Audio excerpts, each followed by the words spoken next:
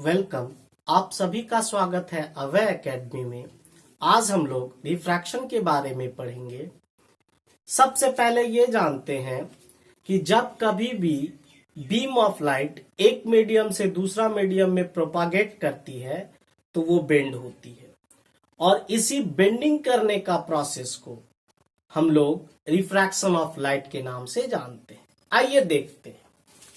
Suppose ये हमारे पास पहला मीडियम है और ये दूसरा मीडियम है, और ये एक ऐसा स्ट्रेट लाइन है जो दोनों मीडियम को सेपरेट करता है, तो इसको बोलते हैं इंटरफेस ऑफ द मीडियम। याद रखिएगा। और इस इंटरफेस पे यदि एक हम इमेजिनरी परपेंडिकुलर लाइन ड्रॉ कर दे तो इसको हम लोग नॉर्मल बोलते हैं, और इस पॉइंट को जहां पर नॉर्मल और इंटरफेस आपस में इंटरसेक्ट करती होगी इसको हम लोग पॉइंट ऑफ इंसिडेंस के नाम से जानते हैं। सपोज यहां पर कोई रे इस पॉइंट ऑफ इंसिडेंस पर हम इंसिडेंस करवाए, तो जब ये लाइट पहला मीडियम से दूसरा मीडियम में आएगा तो इसको स्ट्रेटली एकदम पास कर जाना चाहिए।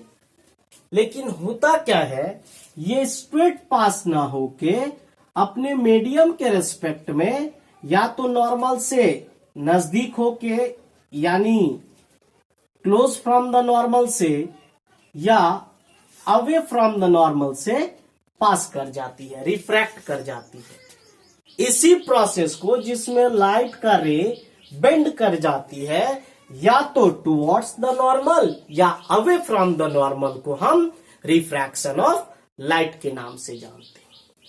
आइए जानते हैं कि आखिर मीडियम कितने टाइप का हो सकता है स्पीड के रेस्पेक्ट में। आपको एक चीज और ध्यान देना होगा, आखिर ये लाइट का जो रे बेंड करता है इसका क्या कारण है। What causes bending of light? Simply इसका मतलब ये हो जाता है what is the cause of refraction of light. तो the speed of light in different media is different. हम जानते हैं कि अलग अलग मीडियम में लाइट का स्पीड अलग अलग है, और यही स्पीड ऑफ लाइट जो है रियल कॉज है रिफ्रैक्शन ऑफ लाइट का। अब देखिए, आपको यदि मैं दो मीडियम दे दूं, सपोज एक मेरा मीडियम फर्स्ट है और दूसरा मेरा मीडियम सेकेंड है। यदि इसमें स्पीड ऑफ लाइट इसके रेस्पेक्ट में ज्यादा हो, यानी मीडियम फर्स्ट में लाइट का स्पीड ज्यादा हो, किसके रेस्पेक्ट में? सेकेंड के रेस्पेक्ट में, तो ये मीडियम हो जाएगा मेरा रेयरर मीडियम और ये हो जाएगा डेंसर मीडियम। यानी हमने सीखा जिसमें लाइट की स्पीड ज्यादा हो वो रेयरर मीडियम, और जिसमें लाइट की स्पीड कम हो वो डेंसर मीडियम। अब ये हो सकता है कि लाइट कभी रेयरर से डेंसर में आए या कभी डेंसर से रेयरर में जाए। तो हम एक और लेते हैं, ये तीसरा मीडियम है और ये चौथा मीडियम है, ये इंटरफेस है हमारा। अब यहां पर क्या है, ये डेंसर है और ये रेयरर है। यदि हमको बताए कि डायरेक्शन किधर होगा, वो जो रिफ्रैक्टेड रे बेंड करेगी वो किस डायरेक्शन में करेगी, तो हम इस कंडीशन से इजीली सीख सकते हैं। देखिए, ये इमेजिनरी परपेंडिकुलर जो है हमारे पास दोनों इंटरफेस पे, ये नॉर्मल है, ये भी नॉर्मल है। यदि यहां पर कोई भी रे रेयरर मीडियम से डेंसर मीडियम में आता है, तो जब वो पॉइंट ऑफ इंसिडेंस को पास करता तो उसको जेन्युइनली इस तरह से स्ट्रेटली जाना चाहिए। लेकिन फर्स्ट मीडियम से सेकेंड मीडियम में चेंज हो रहा है, वो प्रोपागेट कर रहा है, जिसके कारण उसकी स्पीड फर्स्ट मीडियम में कुछ और होगी और सेकेंड में कुछ और। और हम लोग देख रहे हैं ये डेंसर है, सॉरी ये रेयरर है और ये डेंसर है।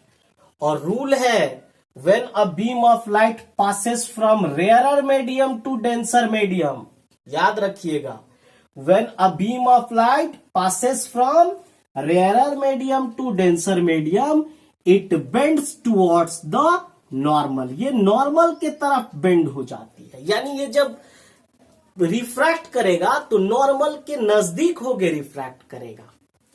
उसी तरह से यदि थर्ड और फोर्थ मीडियम को देखते हैं, यहां पर हमने किसी भी रे को इंसिडेंस करवाया पॉइंट ऑफ इंसिडेंस पे, तो जब ये पास होगी तो जेन्युइनली स्ट्रेट पाथ से पास हो जाना चाहिए, लेकिन ये जो लाइट का रे आ रही है ये डेंसर मीडियम से रेयरर में आ रही है, तो ये टुवर्ड्स द नॉर्मल ना जाके अवे फ्रॉम द नॉर्मल जाती है, यानी नॉर्मल से दूर होके जाती है।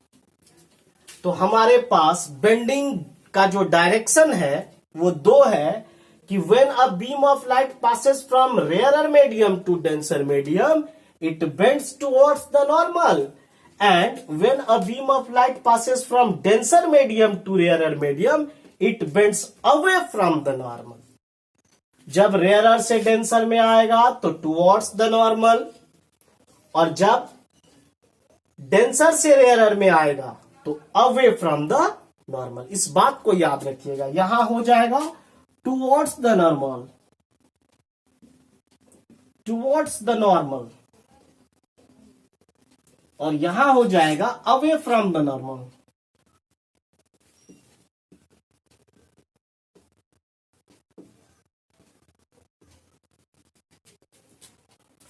इस चीज को याद रखिएगा। लास्ट फाइनल, रेयरर से डेंसर आएगा तो टुवर्ड्स द नॉर्मल, और डेंसर से रेयरर आएगा तो अवे फ्रॉम द नॉर्मल। आइए रिफ्रैक्शन का लॉ जान लेते हैं। हम जानते हैं कि हमारे पास रिफ्रैक्शन का दो लॉज है, आप देख पा रहे होंगे। यदि इसी में हम क्लियर करना चाहे तो आप देख पा रहे होंगे कि जब कोई भी beam of light first medium से सेकेंड मीडियम में ट्रेवल करता है तो इस रे को हम लोग बोलते हैं इंसिडेंस रे, ये हो जाता है रिफ्रैक्टेड रे, ये हो जाता है पॉइंट ऑफ इंसिडेंस, और ये है नॉर्मल। तो रिफ्रैक्शन का जो हमारा पहला लॉ है ये बताता है the incidence ray, the refracted ray and the normal at the point of incidence on the interface of a two media lie on the same plane. ये सभी एक ही प्लेन पे लाई करता है, ये बोर्ड है तो ये सारा चीज एक ही प्लेन पे लाई कर रहा है। और दूसरा है the ratio of sine of angle of incidence to sine of angle of refraction for a given pair of medium is always constant. मेरा सेकेंड लॉ जो है रिफ्रैक्शन का वो बताता है the ratio of sine of angle of incidence to the sine of angle of refraction.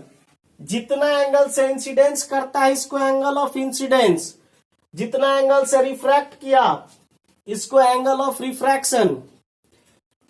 The ratio of sine of angle of incidence to sine of refraction for a given pair of medium is always constant, और इसी constant को हम refractive index के नाम से जानते हैं, याद रखिएगा। इसी कांस्टेंट को, ये टर्म जब भी आएगा तो कांस्टेंट आएगा, इसी कांस्टेंट टर्म को हम रिफ्रैक्टिव इंडेक्स कहते हैं। एक चीज और ध्यान देना है कि ये sine i by sine r experimentally जब चेक किया गया तो ये डब्ल्यू स्नेल्स नाम के एक साइंटिस्ट के द्वारा किया गया, जिसके कारण इस लॉ को हम स्नेल्स लॉ के नाम से भी जानते हैं। रिफ्रैक्टिव इंडेक्स सिंपली जानते हैं तो ये दो टाइप का होता है। एक होता है रिलेटिव रिफ्रैक्टिव इंडेक्स और दूसरा होता है एब्सोल्यूट रिफ्रैक्टिव इंडेक्स। जब कोई भी दो अलग अलग मीडियम हो, और हम लोग रिफ्रैक्टिव इंडेक्स सिर्फ साइन आई और साइन आर से ही नहीं, स्पीड से भी जान सकते हैं, यानी पर्टिकुलर लाइट का, चाहे वो कोई भी कलर का हो, जिस मीडियम में लाइट का जैसा कलर होगा उसका रेशियो से भी जान सकते हैं। तो यदि हमको लाइट का दो अलग अलग मीडियम हो, सपोज एक एयर दे दे एक वाटर दे दे, तो speed of light in air with respect to the speed of light in water, ये भी हर हमेशा कांस्टेंट होगा। और इसको भी हम रिलेटिव रिफ्रैक्टिव इंडेक्स के नाम से जानते हैं। क्यों? क्योंकि ये जो हमको कांस्टेंट मिलेगी ये वाटर के रेस्पेक्ट में एयर का रिफ्रैक्टिव इंडेक्स होगा। उसी तरह से एब्सोल्यूट रिफ्रैक्टिव इंडेक्स में एक मीडियम हम पहले ही फिक्स कर लेते हैं, वो है हमारा vacuum. Speed of light in vacuum by speed of light in material medium. ये मटेरियल मीडियम हो सकता है कभी वाटर हो, कभी ग्लास हो, कभी कुछ हो, चाहे वो कुछ भी हो, तो इसको हम लोग एब्सोल्यूट रिफ्रैक्टिव इंडेक्स के नाम से जानते हैं।